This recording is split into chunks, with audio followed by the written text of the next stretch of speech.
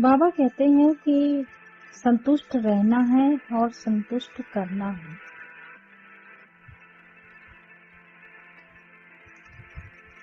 अब एक तरफ तो समझ में आता है, बाबा भी कहते हैं कि तुम संतुष्ट मणि हो, तुम संपूर्ण हो, तुम संपन्न हो।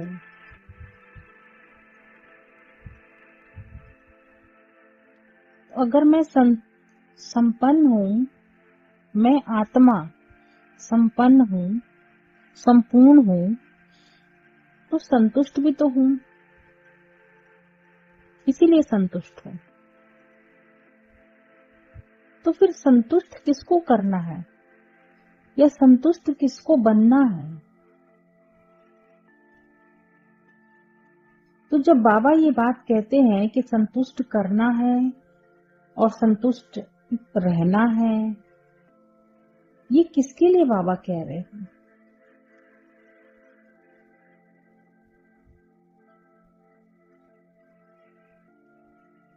जब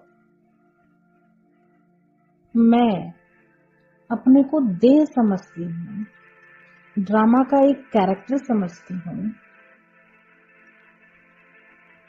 तब लगता है कि मेरे आसपास जो भी संबंध संपर्क में है, उनके साथ मुझे मिलकर के रहना है और संतुष्ट करना है और संतुष्ट रहना। कब? जब मैं अपने को देह समझती हूँ, पार्ट प्ले करती हूँ। लेकिन अगर मैं इस स्मृति में हूं कि मैं आत्मा हूं ही संपन्न, हूं ही संतुष्ट, हूं ही सदा संतुष्ट, तो किसको संतुष्ट बनना है, किसको संतुष्ट करना है, ये सवाल ही नहीं रहता।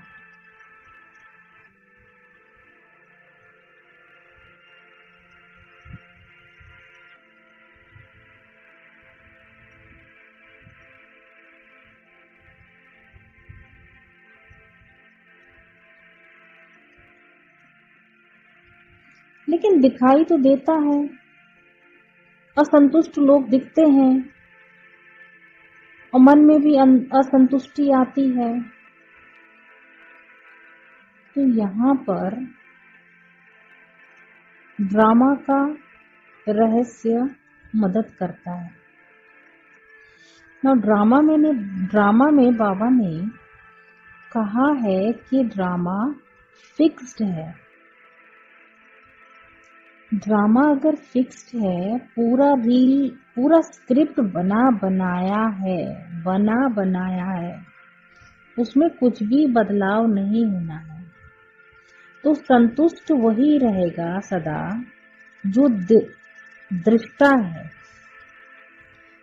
जो साक्षी है।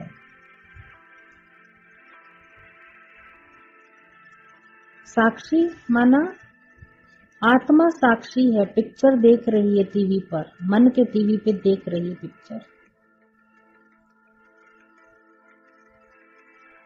भले मन को महसूस होता है कोई दर्द, कोई इमोशंस है, फीलिंग्स है, महसूस होती है, लेकिन आत्मा अगर अपने सीट पर बैठी है तो उसे पता है कि वो मन नहीं है।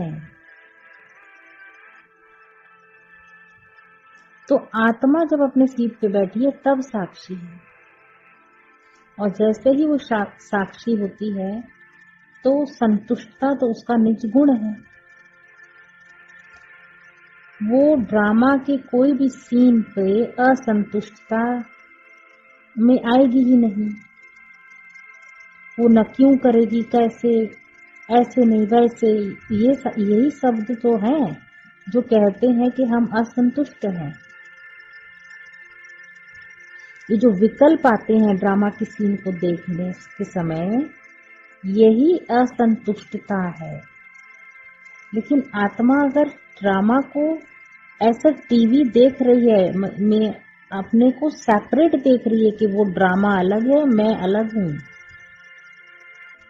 मैं देखने वाली दृष्टा हूँ, तो संतुष्टता के सीट पर वो बैठी ही है। न फिर संतुष्ट किसी को करना है न बनना है। तो बाबा ऐसे बोलते क्यों हैं? बाबा एक बहुत बहुत बहुत अच्छे टीचर हैं। मुझे शब्द नहीं आ रहा है। बहुत बहुत अच्छे टीचर हैं। उन्हें पता है कि जो पढ़ने वाला बच्चा जो है वो अभी देह भान में है। तो देह भान में जो मुरली सुन रहा होगा उसको, वो तो ड्रामा के अंदर अपने को महसूस कर रहा है। तो ड्रामा के अंदर जो महसूस करेगा तो उसके आसपास दिखेंगे उसके, स्वतः स्वाभाविक है कि उसको आसपास लगेगा कि भैया ये मेरे संबंधी हैं, ये मेरे संपर्क वाले हैं, ये मेरे साथी हैं, ये हैं। अब उनको, उनके एक्ट को देख करके संतुष्टता भी हो सकती है, असंतुष्टता भी हो सकती है।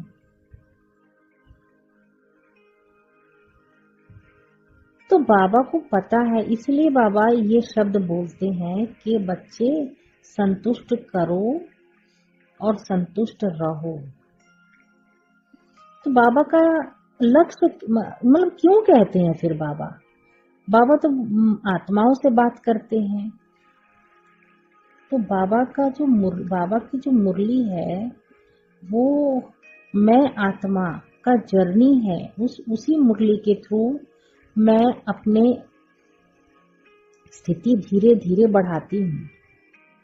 शुरुआत में जब आती हूँ तो मैं हर किसी को संतुष्ट करने में लगती हूँ, लेकिन संतुष्ट करते करते फिर भी लगता है कि संतुष्ट तो कोई हो ही नहीं रहा है।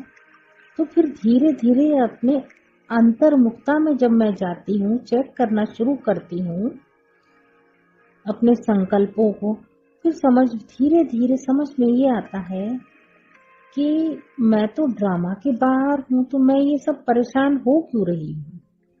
ड्रामा तो जैसा लिखा हुआ है स्क्रिप्ट अनुसार वैसा ही तो चलेगा। अब ड्रामा को मैं बदल ही नहीं सकती, लेकिन हाँ, ड्रामा को मैं साक्षी होकर के देख सकती हूँ, एंजॉय कर सकती हूँ।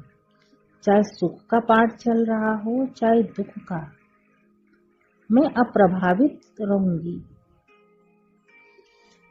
प्रभावित वही होगा जो अपने को ड्रामा के अंदर समझेगा, अर्थात अपने को देह समझेगा।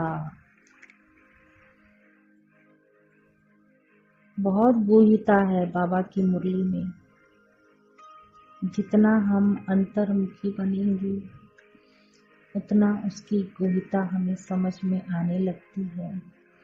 फिर समझ में आता है कि कैसे बाबा, मैं आत्मा जो ओरिजिनल मेरा ट्रू नेचर है, कैसे मन के वश हो करके अपने को देह समझ करके कितनी दुखी हो रही है, असंतुष्टता का पार्ट प्ले कर रही है। तो ड्रामा का रहस्य गहराई में समझना हमें आत्माभिमानी स्थिति में स्थित होने में बहुत मदद करता है। ओम शांति।